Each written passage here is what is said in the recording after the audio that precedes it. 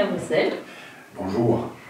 Dans le cadre du festival du film international de Bruxelles, vous êtes ici parce que le film 13 jours et 13 nuits va être projeté ce soir.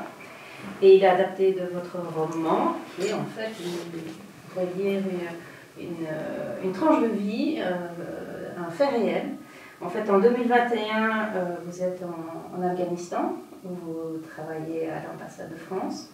Et le 15 août, c'est la reprise du pouvoir par les talibans. Ils sont à Kaboul. Et vous décidez d'exfiltrer près de 3000 personnes. Racontez-moi un peu Ça fait beaucoup pour un seul homme, 3000 personnes. Ça fait beaucoup, hein? Oui, en août 2021, ça fait 5 ans que je suis en Afghanistan. Les Américains ont signé un accord avec eux pour quitter le pays. Donc c'est un accord de paix qui est en fait un accord de retrait. Cet accord avait été signé le 29 février 2020 et prévoyait le départ de toutes les forces étrangères du territoire afghan. Cependant, il ne prévoyait pas le départ des ambassades, puisque beaucoup pensaient que le retour des talibans ne poserait pas de problème, qu'il y aurait une transition pacifique et que l'on pourrait poursuivre les coopérations de développement qui étaient déjà engagées depuis plusieurs années déjà. Sauf que nous, à l'ambassade de France, on était persuadés que ça allait mal se passer, que les Afghans, enfin le gouvernement afghan et les talibans n'allaient pas s'entendre sur ce gouvernement de transition que voulaient imposer les Américains. Et on avait déjà anticipé, depuis plusieurs semaines déjà, on avait évacué nos propres personnels afghans de l'ambassade de France, ainsi que d'autres personnes qui avaient travaillé pour la France, que ce soit au lycée français de Kaboul ou à l'Institut français. Ce qui vous a valu des critiques de la part de l'Union européenne. Absolument, nous avons été critiqués par l'Union européenne, critiqués par les autres ambassades, puisqu'ils estimaient qu'on créait un appel d'air et que leur propre personnel réclamait le même traitement. C'est comme ça qu'on a évacué à peu près 900 personnes, c'est-à-dire nos personnels et leurs familles. Et au mois de juin 2021, nous ne sommes plus qu'une vingtaine de Français à l'ambassade de France. Bon, évidemment, on comprend bien que sans personnel, cette ambassade ne peut plus fonctionner normalement, mais on est persuadé que de toute façon, on va devoir fermer avec les guerres civiles qui pourraient éclater entre les talibans et le gouvernement afghan.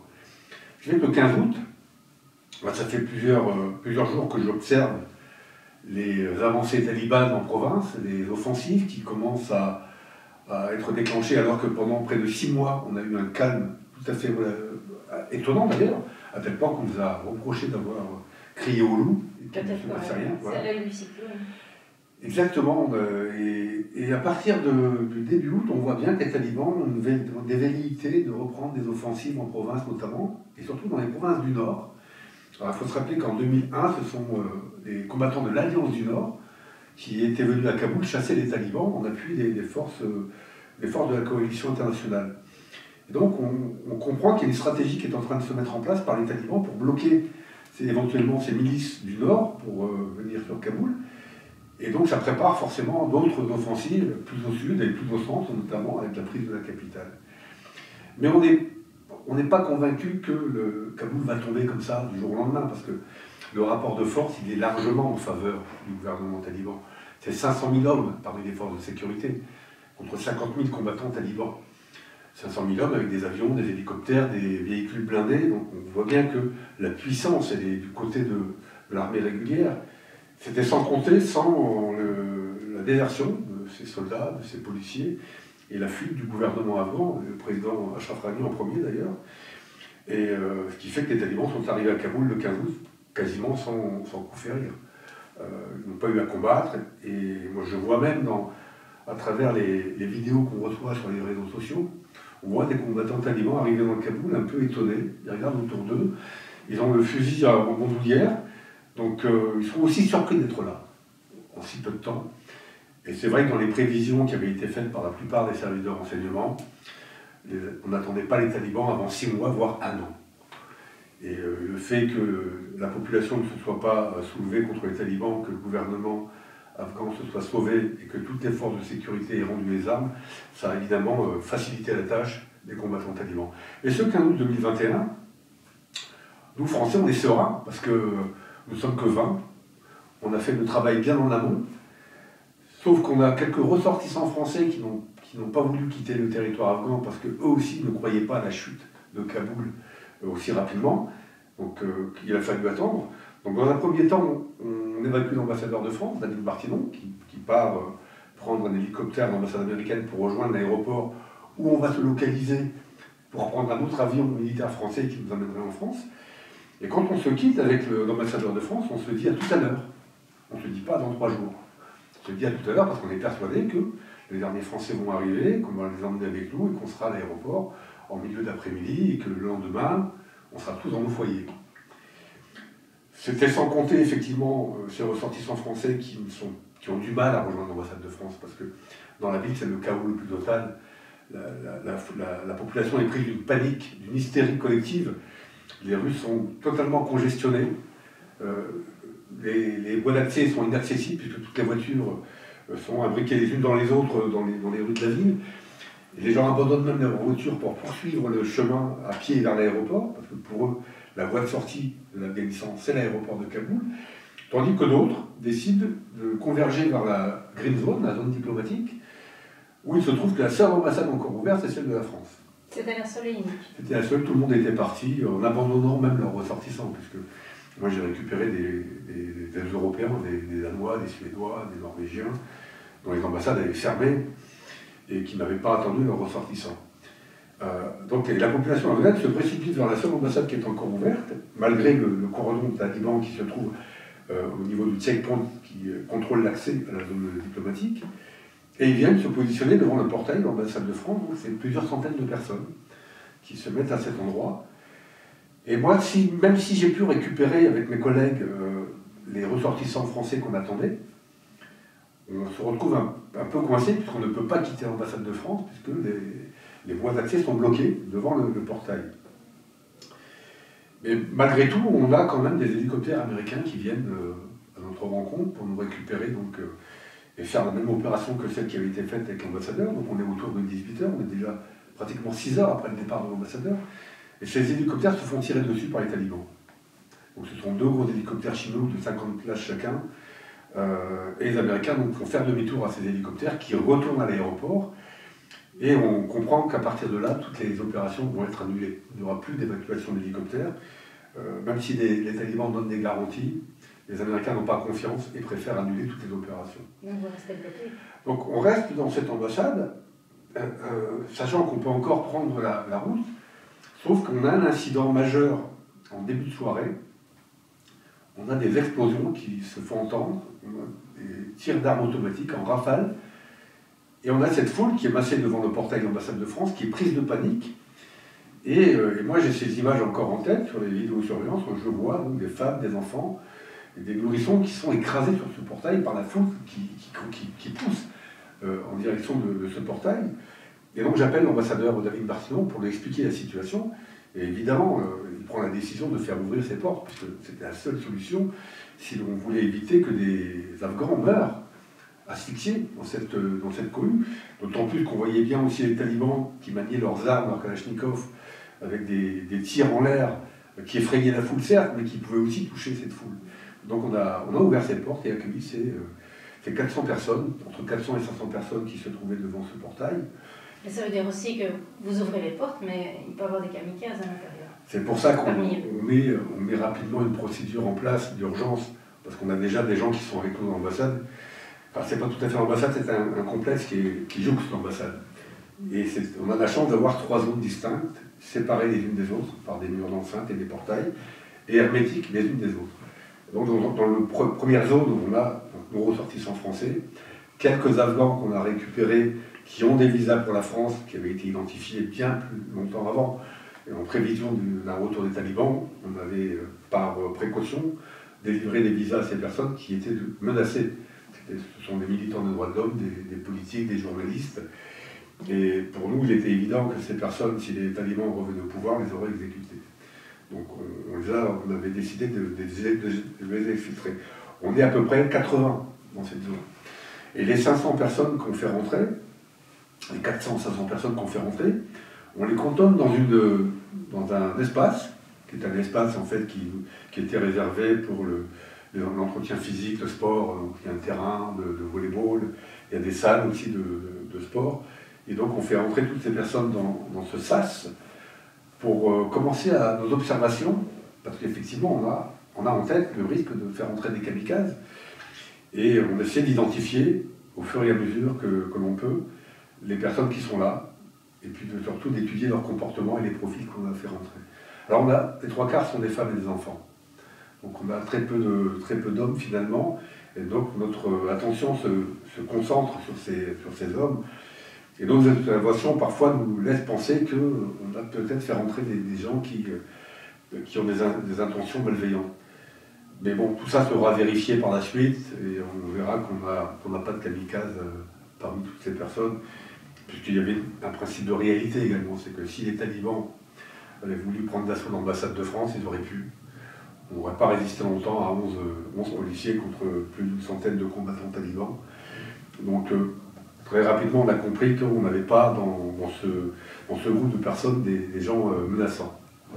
Ça veut dire aussi que dans une situation aussi chaotique, vous devez prendre des décisions qui sont difficiles et prendre les bonnes décisions et vous n'avez pas droit à l'erreur.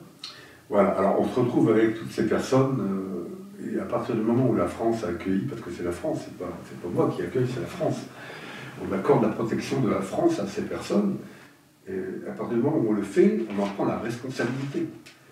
Donc il est évident pour moi à ce moment-là, et je le comprends assez vite, que notre départ vers l'aéroport va être conditionné aussi au sort de ces personnes.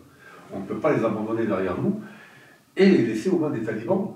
Donc la planification qu'on avait faite initialement, d'avoir anticipé, d'avoir évacué toutes ces personnes avant, d'avoir été critiqué pour ça, le paradoxe fait que nous on se retrouve maintenant dans une position où on va devoir effectivement organiser des évacuations de plusieurs centaines de personnes et d'Afghans, ce qui n'était pas prévu. Les Afghans n'ont pas vocation à quitter leur pays, normalement. Et donc commence toute une période de négociation avec les Américains dans un premier temps, et ça c'est l'ambassadeur de France, David Martinon, qui s'en charge à l'aéroport, convaincre les Américains d'envoyer quand même des hélicoptères nous récupérer. Mais chez les Américains, il y a une grosse réticence, c'est qu'ils ne veulent pas embarquer dans leurs aéronefs des Afghans.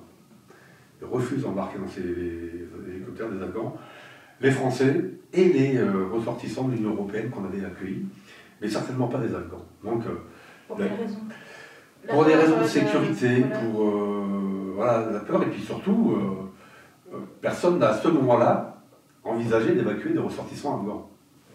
Et ça paraît logique de prime abord. Et donc cette négociation aboutit finalement en fin de soirée. L'ambassadeur me prévient en me disant c'est bon, les Américains vont organiser une rotation, une première rotation de 2 hélicoptères, donc au moins 100 personnes pourront déjà partir. Et on prépare le terrain cette fois, non pas depuis l'ambassade américaine, mais depuis les jardins de la résidence de France. Et donc on pose des cialumes, donc des points lumineux qui servent à éclairer la zone la drop zone, c'est-à-dire la zone de poser des hélicoptères. Et effectivement, dans la soirée, on voit ces hélicoptères arriver et faire demi-tour, sans raison apparente. Alors, les premiers hélicoptères, en fin d'après-midi, ont fait demi-tour parce qu'ils s'étaient fait tirer dessus. Mais la deuxième rotation ne se fait pas. Ils n'arrivent même pas, on les voit très très loin, et ils ne vont même pas au-dessus de la zone verte. Ils font demi-tour et repartent à l'aéroport. Et on nous annonce que, dorénavant, toutes les opérations hélicoptères sont annulées. Et on comprend, parce que les Américains ne veulent pas prendre le risque de mettre en danger la vie de leurs hommes.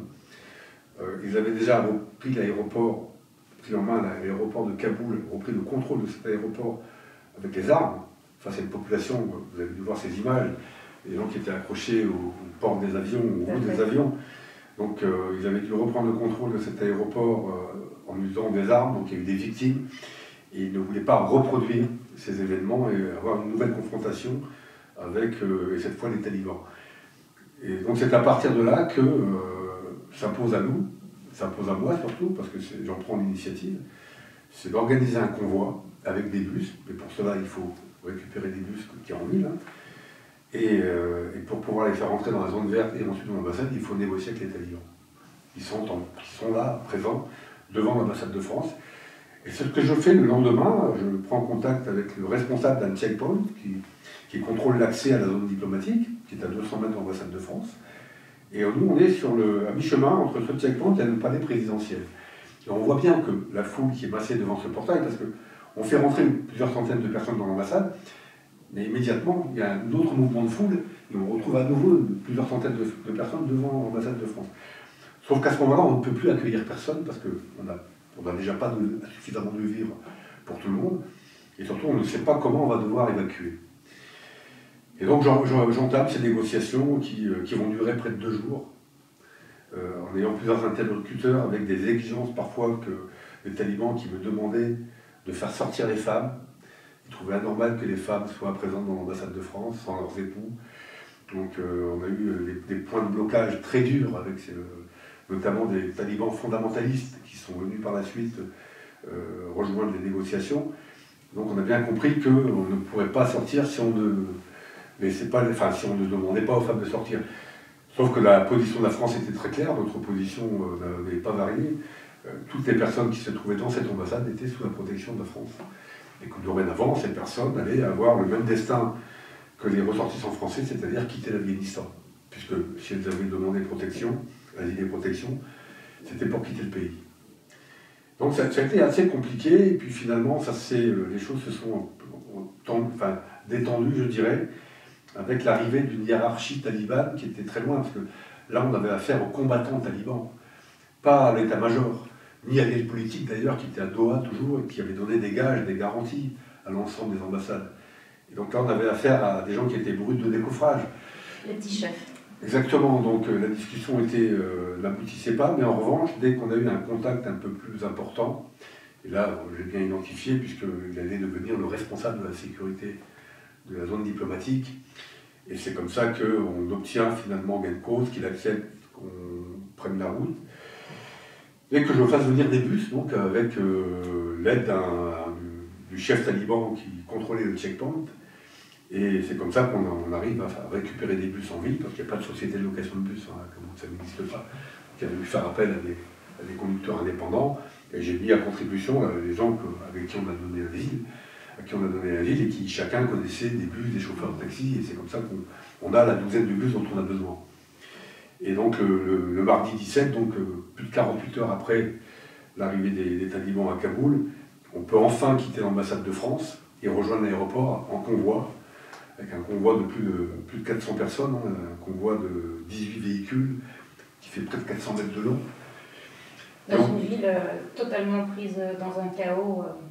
Alors, les talibans avaient pris le contrôle de la ville, avaient rétabli plus ou moins la circulation et l'ordre, donc la rue était dégagée, puisque déjà devant l'ambassade de France, il n'y avait plus personne. Et on voyait bien que les renforts étaient arrivants, ils ont pu effectivement après s'organiser et réguler cette foule qui était sur les axes routiers. Et donc on quitte l'ambassade de France, on franchit le checkpoint et on se dirige vers l'aéroport, pensant que pour nous, ça y est, c'est terminé, on va pouvoir enfin rejoindre l'aéroport. Mais on fait à peine 500 mètres et on est bloqué par un pick-up. Dans ce pick-up, il y a ce fameux fondamentaliste taliban qui me réclamait la sortie des femmes de l'ambassade de France. Donc évidemment, il prend un malin plaisir à stopper le pick-up, puisqu'on n'est plus en sécurité dans l'enceinte de l'ambassade de France, on est sur le territoire afghan. Et là commencent les discussions, c'est un dialogue de sourds, il ne veut rien entendre évidemment, et moi je ne peux pas lui donner satisfaction quand il réclame que les Afghans quittent le convoi, qu'on fasse demi-tour pour retourner à l'ambassade de France si on refusait de faire sortir ces gens. Et c'est une discussion qui a duré une éternité pour moi, ça a duré 45 minutes au total.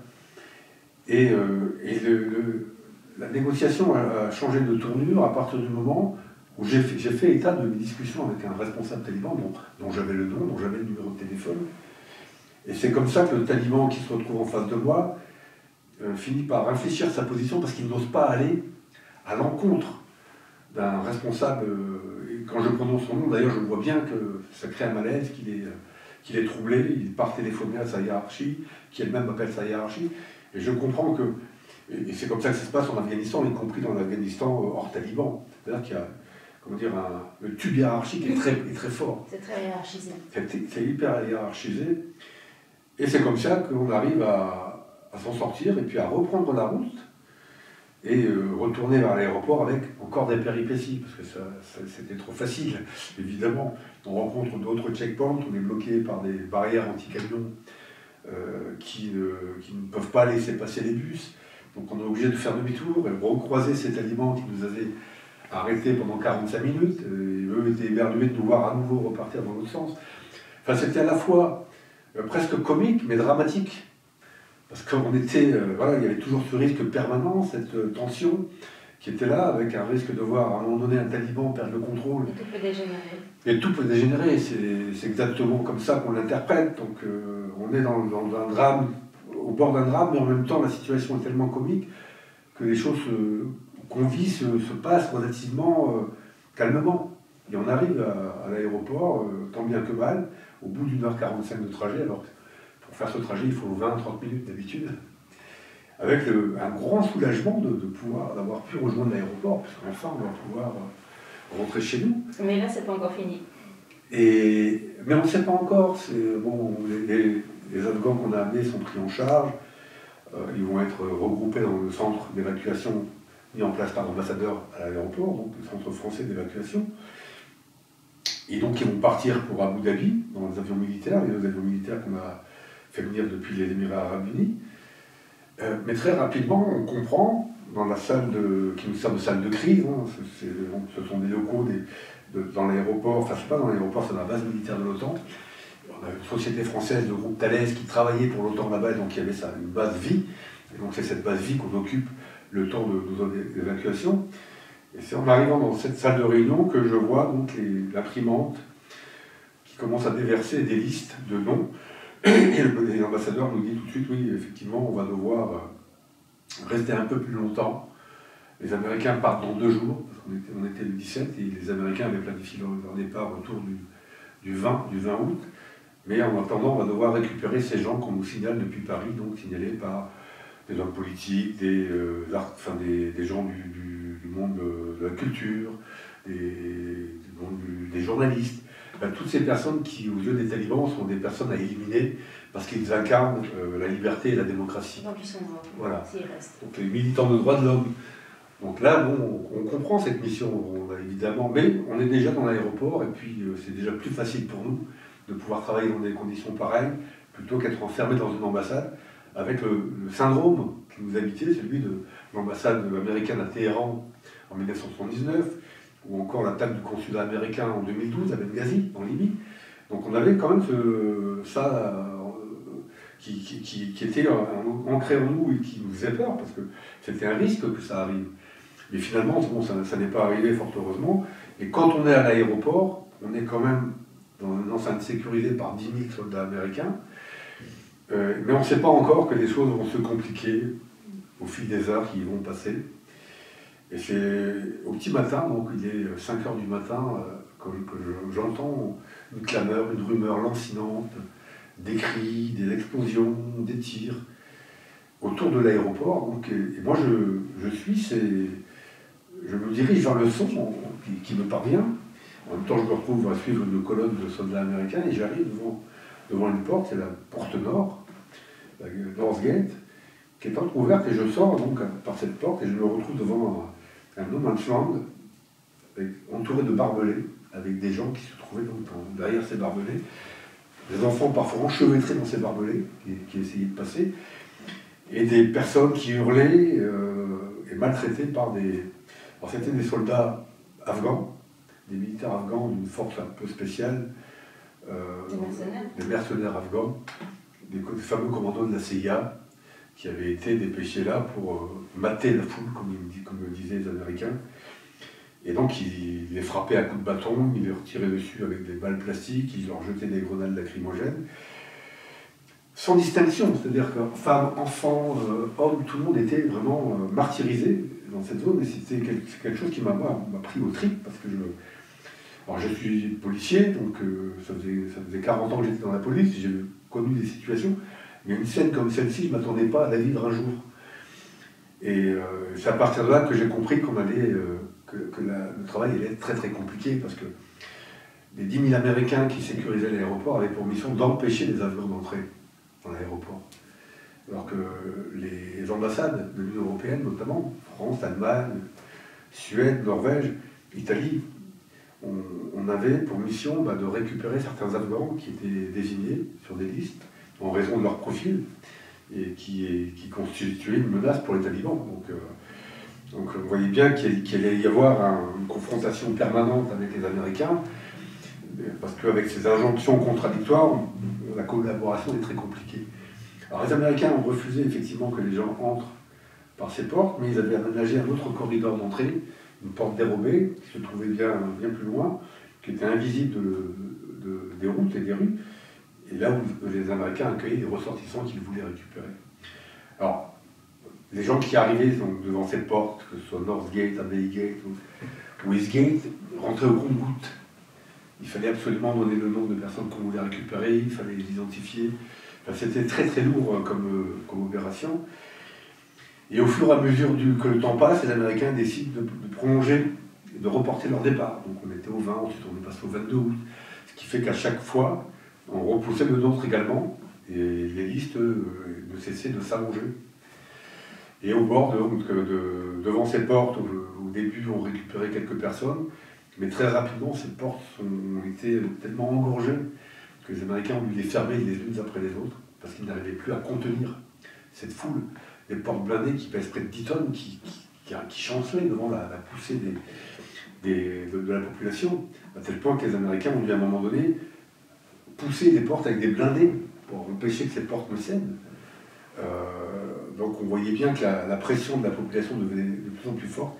C'était des milliers de personnes qui avaient convergé vers cet aéroport pour pouvoir quitter le pays dans les avions de la communauté internationale en réalité. Et donc petit à petit on voit que ces portes se ferment, la Northgate, Eastgate, Southgate, et il ne reste plus que Abbey Gate en fait, mais qui est fermé, puisque les talibans contrôlent l'entrée, mais les Afghans trouvent un passage à partir des champs qui entourent l'aéroport. Donc c'est un canal septique, une fosse septique à ciel ouvert, qui longe l'aéroport, et les gens se jettent dans ce canal septique et arrivent au pied d'un petit muret de l'aéroport, grillagé, qui n'a pas tenu longtemps d'ailleurs, parce que le grillage a cédé rapidement. C'est à partir de là qu'ils vont se positionner en espérant être récupérés par quelqu'un. Et c'est là qu'on va mener nos opérations pendant pratiquement une semaine, puisque la plupart des portes ont quasiment fermé le jeudi. Et tous les jours, du matin, enfin la nuit, le jour, on est au bord de ce canal pour récupérer des gens qui stagnent au milieu des excréments de ce canal. Mais pour eux, ils n'avaient pas d'autre choix que de faire ça. Et pour nous, la difficulté, c'était d'identifier des personnes qu'on venait chercher, parce qu'on recevoir des listes avec des noms, c'était compliqué, parce qu'on n'avait pas de visage sur ces noms. Donc on communiquait avec les personnes qui nous les signalaient depuis Paris. On donnait un code couleur, par exemple un chiffon rouge, un chiffon jaune, une pancarte. Mais au fur et à mesure que des gens se manifestaient avec ces codes étaient repris par les autres personnes qui étaient dans le canal, donc c'était de bonne guerre. Donc la difficulté de cette opération a surtout résidé dans le fait qu'on ne pouvait pas identifier tout le monde d'une part, et d'autre part le choix qui nous était imposé. Donc moi il m'est arrivé effectivement de récupérer des gens qui étaient sur aucune liste. Parce qu'à un moment donné, quand on vous tend une main, et c'est la photo qui a circulé où on me voit hisser une femme sur le bord de la rive avec ses 3 enfants, mais cette femme je ne la connais pas, je ne sais pas qui elle est sur aucune liste. Mais à ce moment-là, elle est dans le canal, elle est bousculée, elle perd un de ses enfants qui tombe dans la fosse. Donc on tente de récupérer le gamin, ce sont d'autres Afghans qui viennent écarter tout le monde pour récupérer le gamin et nous le donner, puis je fais sortir cette femme avec ses 3 enfants. Mais cette femme, c'est une inconnue totale, elle n'est sur aucune liste. Mais je l'identifierai plusieurs mois plus tard, parce que son fils, je le rencontrerai à Paris, parce qu'il était étudiant en France, son fils. Il a reconnu sa mère sur cette photo et m'a contacté via mon éditeur. C'est comme ça que j'ai pu identifier cette dame. Voilà, donc des listes, puis des inconnus qu'on a récupérés, des convois de bus, et puis finalement un attentat qui a lieu au bord de ce canal, à l'endroit même où on récupère toutes ces personnes. Attentat qui est annoncé dans la nuit du 25 au 26, puisque les services de renseignement préviennent toutes les ambassades qu'une vidéo d'un djihadiste a été découverte sur les réseaux. Ce djihadiste annonce qu'il va commettre un attentat. C'est un combattant de Daesh, qui annonce l'attentat aux abords de l'aéroport. Et le seul endroit où ça pouvait se passer, c'était donc au bord de ce canal. Donc ordre nous est donné de nous retirer de ce canal. Il ne reste que les soldats américains qui ont la responsabilité, la sécurité de l'accès à l'ambassade, parce que s'ils lèvent le camp, les pistes seront envahies, toutes les opérations d'évacuation vont s'arrêter, puis aucun avion ne pourra décoller. Donc ils sont maintenus sur place. Nous-mêmes, comme nos autres collègues étrangers, on passe des messages pour que les gens soient informés dans ce canal qu'il va y avoir un attentat. Donc ces messages sont diffusés dès au petit matin du 26, donc dès 5 h du matin. Et l'attentat a lieu le soir à 18 h. Et les gens n'ont pas quitté les lieux, pensant qu'on cherchait à se débarrasser d'eux. Donc ils sont restés dans ce canal, et cet attentat a fait quand même pas loin de 200 morts, plus de 300 blessés, et parmi lesquels 13 djihadistes américains qui, eux, ont été sacrifiés, puisque s'ils avaient quitté les lieux, c'était toutes nos opérations qui allaient avorter, et ils sont allés au bout de leur mission et de l'ultime sacrifice, c'est-à-dire qu'ils sont morts en mission pour tenir effectivement un point. Et puis tous ces gens qui se trouvaient là avec l'espoir d'avoir une vie meilleure, de vivre dans un pays libre, dans un pays démocratique, et qui trouvent la mort dans ce canal, c'est terrible comme vision. Puis moi j'ai encore ces vidéos sur les réseaux sociaux où on voit ces personnes au bord du canal, elles sont hagardes, elles regardent autour d'elles en pleurant, en gémissant, et voilà comment se terminent nos opérations au bord de ce canal, parce que à partir de ce moment-là, toutes les opérations sont arrêtées. On avait encore des opérations qui étaient en cours, puisqu'on avait réussi avec les Américains à négocier des convois de bus avec les talibans. Donc chaque pays avait organisé un convoi de bus. On avait un convoi qui était là à l'entrée de l'aéroport. Et évidemment, après l'explosion, les talibans ont dispersé toute la foule qui se trouvait aux abords de l'aéroport, pensant qu'eux aussi étaient visés par un attentat. Donc toutes les opérations tombent à l'eau et on est contraint de quitter l'Afghanistan, puisque les Américains décident de partir dès le lendemain, donc dans la nuit du 27 au 28, et qu'à partir du moment où les forces américaines quittent le territoire, il n'y a plus de couverture et de parapluie américain. Et là, tout seul, vous ne savez pas survivre. Non, parce sans les Américains, sans la protection. Les Américains, c'est 10 000 hommes quand même qui ont été... il y avait 4 000 hommes déjà sur place et 6 000 hommes qui sont arrivés des pays du Golfe en renfort, donc pour sécuriser cet aéroport et toute la zone, parce qu'il y avait énormément d'aéronefs qui étaient positionnés sur le tarmac. Et sans les Américains, on ne peut pas faire ce type d'opération, parce que c'est eux qui garantissent la sécurité. Et c'est pas nous, policiers, ou les quelques forces spéciales françaises qui sont arrivées de France, pour soutenir les opérations, qui allons pouvoir sécuriser un aéroport. C'est impossible. Et après, vous rentrez sur la France? Oui. Et je suis à la retraite, en fait. Mais comment on arrive à se réinsérer dans la société après avoir vécu tout ça? Comment on vit ça? Alors, quand les événements se déclenchent, quoi qu'il arrive, moi, ma mission se terminait le 31 août, puisque j'étais à la retraite le 1er septembre. Et quand je rentre, effectivement, il n'y a pas de transition. Moi, la retraite, elle commence dès que je rentre.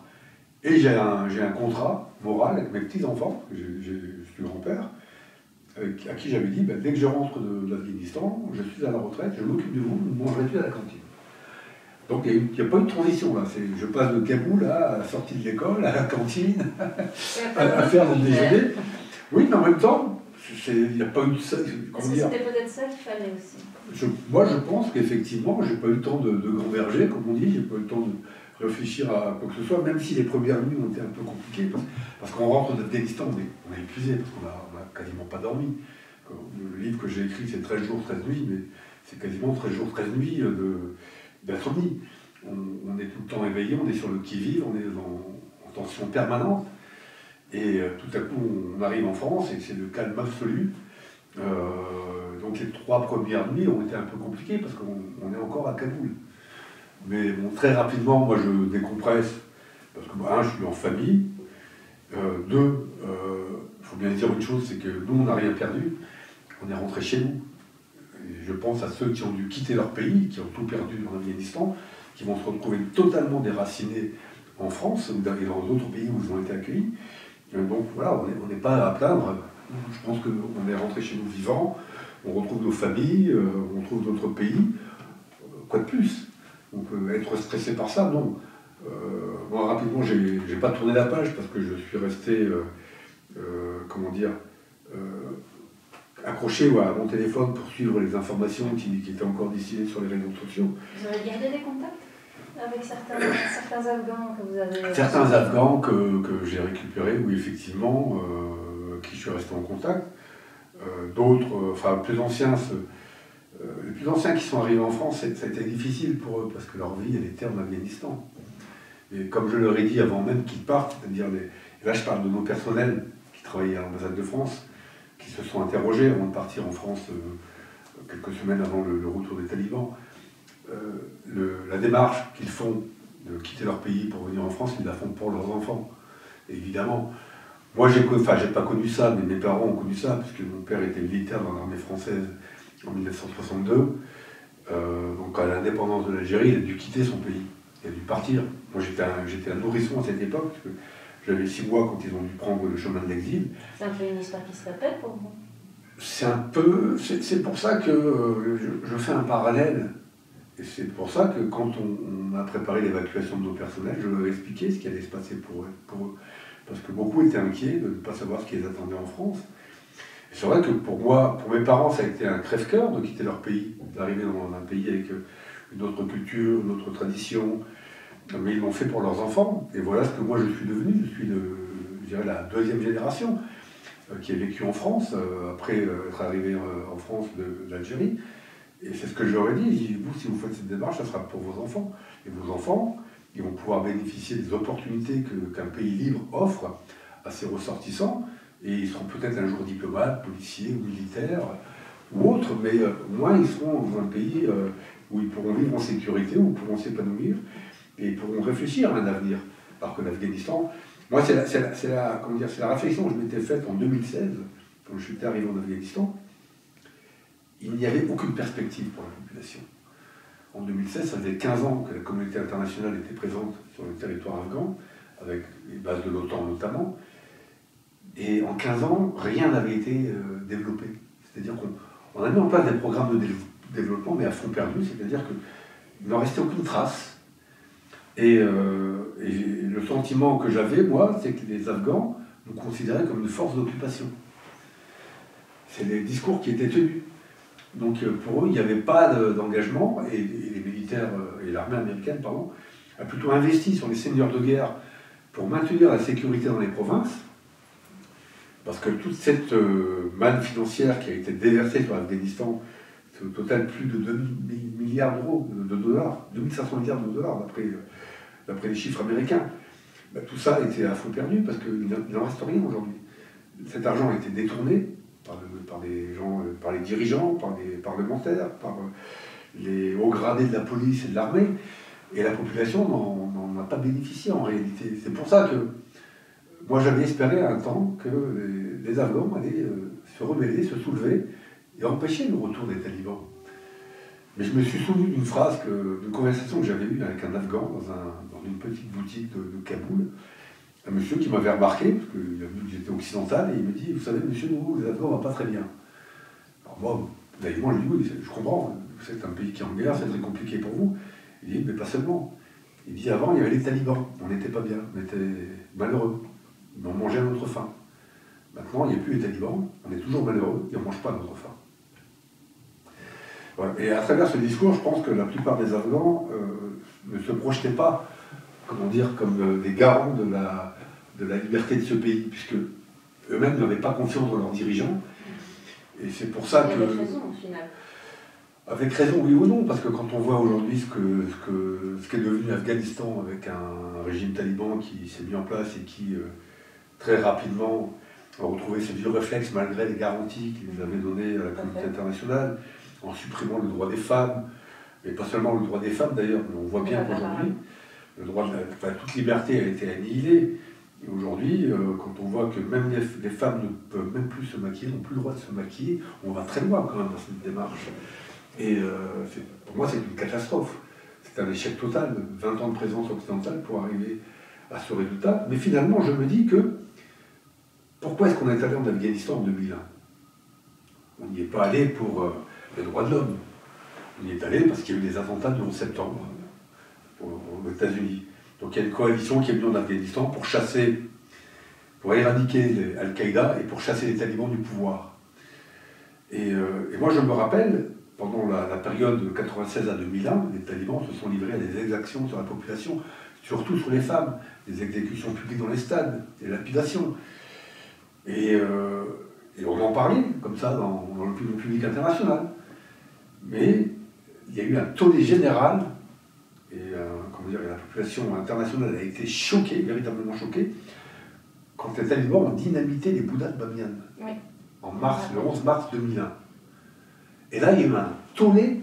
Il y avait plus de tollé pour ça que pour les personnes abattues. Exactement.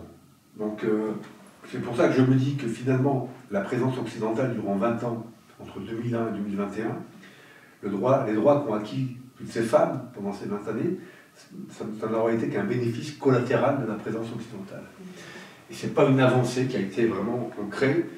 Et à partir du moment où Donald Trump décide de négocier avec les talibans le retrait des forces américaines, on sait ce qui va advenir de ce pays. On sait très bien. On sait que ce gouvernement, qui est un gouvernement qui est mis en place, c'est un gouvernement, enfin un président élu certes, mais les élections en Afghanistan, on voit assez bien comment ça se passe. Donc il n'y a pas d'assise démocratique. On n'a pas assez travaillé sur le développement démocratique du pays, développement économique, et quand on parle d'Afghanistan en 2021, il n'y a rien de tout ça. Il n'y a rien. On a un pays qui est le plus grand producteur d'opium au monde, 97% d'opium mondial, un pays qui compte 5 millions de toxicomanes, qui compte autant d'habitants qui travaillent dans la culture du pavot et qui vivent dans la culture du pavot, donc 5 millions de personnes qui en vivent. C'est une économie, c'est 15% du PIB afghan. Donc c'est colossal. Et du jour au lendemain, on décide de partir en abandonnant tous ses espoirs, en rendant le pouvoir à des talibans qui aujourd'hui continuent dans leur progression, dans leur liberticide, dans leurs actions liberticides. Pour autant, on s'en émeut, mais j'entends dire que certaines ambassades sont en train de rouvrir à Kaboul, que l'Union européenne va sans doute se réinstaller. Alors peut-être faut-il instaurer un dialogue avec les talibans, et par ce dialogue espérer des avancées sur le plan démocratique. Peut-être, je n'ai pas la réponse. Mais on est parti, je dirais, un peu trop rapidement, sans trop se préoccuper de ce qui allait advenir de la population afghane. Est-ce que c'est un devoir de mémoire pour vous d'avoir écrit ce livre et maintenant cette adaptation au cinéma? J'ai voulu que ce soit un témoignage, parce qu'effectivement, j'ai constaté, en rentrant en France le 29 août, j'ai découvert les images de cet aéroport avec les gens accrochés. Alors c'est du sensationnel, donc les gens ont été choqués par ça. Mais après, en septembre, on ne parlait plus de l'Afghanistan. C'était terminé, on était passé à autre chose. C'était la fin des vacances, la rentrée scolaire, la sortie littéraire. On part sur autre chose. Et je me rends compte que tout ça se fait dans l'indifférence générale. Alors, je n'avais pas prévu d'écrire un livre sur l'Afghanistan, j'avais prévu de me mettre à l'écriture. Je dirais des romans policiers plutôt, parce que c'était mon cœur de métier. J'ai travaillé plus d'une vingtaine d'années sur le grand banditisme français, donc j'ai pas mal d'histoires en stock. Mais je me suis dit, tiens, il y a quand même cette histoire qui me taraude. C'était l'histoire de jeunes franco-afghanes qui avaient été enlevés, séquestrés en Afghanistan, dont je voulais raconter l'histoire, parce que j'avais pu les libérer en 2019, donc c'était 2 ans avant la chute de Kaboul. Et puis je me suis dit, mais qu'est-ce qu'on a raté? Parce que je me replonge en 2019, donc 2 ans auparavant. On arrive à exfiltrer ces 4 jeunes filles d'un village taliban. Et là, on se retrouve à devoir exfiltrer près de 3000 personnes pour les mêmes raisons. Et c'est là que je me décide d'écrire ce témoignage, ce livre.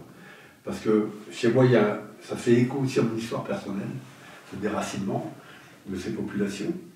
Et tout d'abord, je décris ce qui s'est passé à l'ambassade de France. Ensuite, je décris la situation autour de l'aéroport, les sensations que moi, ce que je ressens à ce moment-là, à travers mes tripes. Et je ne peux pas m'empêcher de faire le parallèle avec l'histoire personnelle. C'est pour ça que c'est un livre autobiographique, c'est pas du roman, parce que là, c'est pas une fiction. Mais c'est autobiographique et en même temps c'est un témoignage que j'ai voulu parce que personne ne pouvait raconter cette histoire parce qu'il n'y avait pas de journalistes présents. Les seuls journalistes qui ont essayé de rejoindre Kaboul, c'était des journalistes françaises qui étaient arrivées depuis Doha dans un avion militaire américain qui ont été refoulés. Ils sont repartis dans l'autre sens immédiatement. L'armée américaine les a renvoyés. Il n'y avait pas d'organisation humanitaire pour opérer ces actions. Parce qu'on était dans l'action humanitaire, on n'était pas dans une action militaire ou de police. Donc aucun témoignage. Donc pas d'action, pas d'organisation humanitaire pour raconter ces événements, que des diplomates, des militaires, des policiers qui étaient là et qui sont soumis quelque part à un devoir de réserve aussi. Alors que moi j'étais à la retraite, je me suis dit, moi je peux raconter ça, je peux raconter ce qu'on a vécu. Et surtout c'est aussi une façon de rendre hommage à l'action qui a été menée par des hommes qui étaient sur place, et pas seulement la France, hein, rendre hommage parce qu'on l'a fait, on est allé au bout d'un engagement, l'engagement donc de mes collègues policiers, de mes collègues diplomates, de mes collègues militaires. On est allé au bout de notre engagement parce qu'on a considéré que cet engagement, c'était la colonne vertébrale des valeurs de notre pays et qu'on devait être digne de ces valeurs et rendre honneur à ce pays en agissant de cette manière, même si ce n'était pas de notre compétence, parce qu'il y avait quand même une part de risque. Le risque de l'attentat, on le savait, c'était un risque permanent. Et moi, en Afghanistan, j'ai toujours fait la différence entre le risque permanent et le risque imminent. Bon, parce qu'à Kaboul, il y avait des attentats quasiment tous les jours, mais la communauté internationale n'était pas forcément visée, c'était plutôt des militaires de l'OTAN, des militaires afghans. Et parfois, ça se passait à plusieurs kilomètres de la zone verte. Donc pour ça que j'étais assez pragmatique. Voilà, risque permanent, c'est l'ennui en général. Quand on vient travailler en Afghanistan, on sait qu'il y a un risque. Et le risque évident, c'est quand on sait qu'il va se produire quelque chose. Et là, en l'occurrence, le renseignement militaire, le renseignement américain a été très efficace parce que sans ce renseignement, je pense qu'on aurait eu des membres de la communauté internationale qui auraient été tués dans cet attentat. Et là, ça aurait été aussi dramatique, même si c'est déjà dramatique pour les gens qui sont morts dans ce canal, mais il y aurait pu y avoir plus de victimes, effectivement. C'est une histoire intense, mais le résultat au cinéma doit être quand même... C'est très difficile de rendre tout ça plus concis.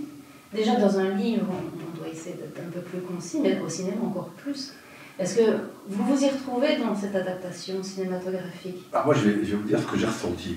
La première fois que j'ai vu ce film, c'était en février 2025. Il était encore en montage de film et la production voulait absolument me montrer pour avoir mon sentiment. Donc j'y suis allé pour dire, voir si ça correspond au livre. Mais j'ai rapidement déconnecté du pourquoi j'étais venu. Je me suis retrouvé embarqué dans le film, happé par les scènes que j'avais sous les yeux, suspendu à chaque action, en me demandant à quel moment ça va basculer dans le vide. Parce qu'à tout moment, on a l'impression que c'est d'une force, d'une puissance telle que moi, je ne me suis pas rendu compte tout de suite que j'étais en train de regarder le film qui racontait une partie de ma vie. Une expérience que j'ai vécue personnellement, et alors que je connais l'histoire et la fin de l'histoire surtout. Donc là, je suis suspendu à l'écran en me demandant quand est-ce que ça va déraper. Et puis finalement, alors que bon, parce que là, je pense que c'est la grande réussite de Martin Bourboulon, c'est d'avoir restitué un réalisme, une atmosphère, l'ambiance que moi j'avais connue à Kaboul au moment de ces événements. Et je pense que le spectateur est pris, et je l'ai vu à travers les autres projections à la fin du film. Les gens sortent bouleversés de ce film, émus. Il y a de la tension du début à la fin. Dès le début, on est pris au trip, et puis on est emmené comme ça jusqu'à la fin du film, et puis tout à coup ça s'arrête, c'est le silence total dans la salle. Il n'y a pas un bruit. Je l'ai vécu à Paris, je l'ai vécu à Cannes, je l'ai vécu à Aix-les-Bains, je l'ai vécu à Lausanne. À chaque fois, les gens restent stupéfaits et redécouvrent une histoire qui était passée quelque peu inaperçue à l'époque. Tout à fait. Et se rendent compte qu'ils sont venus regarder un film qui est un film d'action, mais il n'y a pas d'action véritable, il n'y a pas... Voilà, c'est un film d'hypertension permanente. Merci beaucoup. En tout cas, on finira sur ces belles paroles.